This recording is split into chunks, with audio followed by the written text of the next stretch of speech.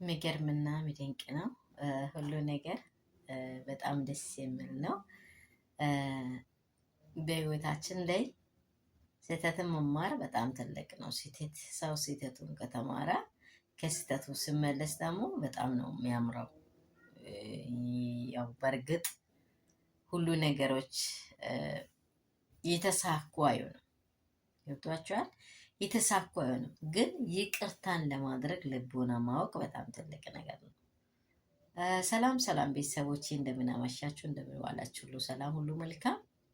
እንግዲህ አንዳንዴ ከስራ የቢዝነት ከችግሩ የተነሳ ወዲያ ላይ የቀረው ቪዲዮ እየሰራው ነው።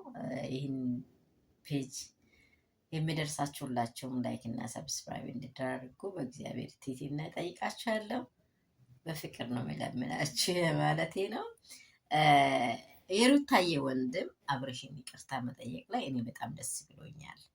ምክንያቱም ሰው ፋሚሊ ውስጥ እያለ ፋሚሊው በጣም ከስህተቱ ተመልሶ እኔ በድያለሁ፣ እኔ በማወቅም ባለማወቅም ብዙ አውርቼዋለሁ፣ አሁን ግን የድሮዬን ማንነቴን መመለስ ይፈልጋለሁ፣ ያልኩትን ነገሮች ደግሞ በቃ እንዳታስበው ይቅር እንድትለኝ ፈልጋለሁ ብሎ ያው ብዙ ቁስል ሲኖር ሰው ነገሮች አይዋጡለትም።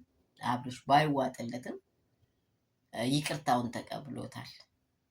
በዚህ ይቅርታውን ተቀብሎታል። ይቅርታ መቀበል ደግሞ ትልቅነት ነው። ይቅርታ ማለትም ትልቅነት ነው። ያ ሰው ደግሞ ይቅር በድያለሁ ብሎ የመጣውን ሰው መቀበልም ትልቅነት ነው። ይቅር ማለትም ትልቅነት። እውነት ከኛ ከትውልድ መሀል ይቅርታ ስለጠፋ ነው ሰዎች እየጠፉ ያሉት። ይቅር በቃ እኔ በድያለሁ ማለት ስህተት አይደለም። በጣም ትልቅ እውቀት፣ ትልቅ ትምህርት ነው። ገብቷቸዋል። ትልቅ ትምህርት ነው። በዚህ መሀል ላይ ይቅርታችሁን ሁሉ መናችሁን በቃ ይቅር ስትባባሉ ምንድን ነው የሚሆነው ካላችሁ በቃ በሁኔታችሁ ላይ በችግራችሁ ላይ የምታልፉት መንገዶች ሁሉ ላይ ውይ ያኔ እኮ እንዲህም ብዬው ይቅር ብሎኝ ነበር ምን ይሆናል? በጣም አጤንት ላይ ይቀመጣል። ይሄ ይቅርታ ደግሞ የኛ ጌታ ይቅርታን በጣም የሚወደው ስለሆነ ማለት ነው። ሁሉም ባመነው አምላኩ ይቅርታን ፈጣሪ ይፈልጋል፣ እግዚአብሔር ይፈልጋል።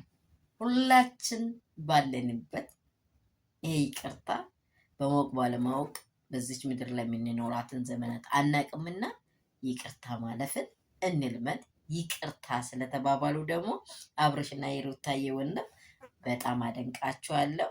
ኖቤል በጣም ጥሩ ስራ ሰርተሃል፣ እናደንቃለን፣ እናመሰግናለን። ሩትዬም ደግሞ መሀሉ ነሽ። ይህንን ነገር አንቺ ጀግና ሴት፣ አንቺ ኃያል ሴት በሁሉ ነገር በቃ መሀል ላይ ሆነሽ ይቅርታን ስላስደረግሻቸው ሶማች በጣም ሁሌ ሁሌ ሁሌ ሁሌ አደንቅሻለሁ። ልዩ ነሽ አንቺ። በጣም ነው የሚያመሰግናችሁ። ሼር ላይክ ሰብስክራይብ አድርጉ። የሚወዳችሁ የከብራችሁ ቤተሰቦቼ ሰላም ሁኑልኝ። በሌላ ቪዲዮ እስከምንገናኝ ሰላማችሁ ይብዛ።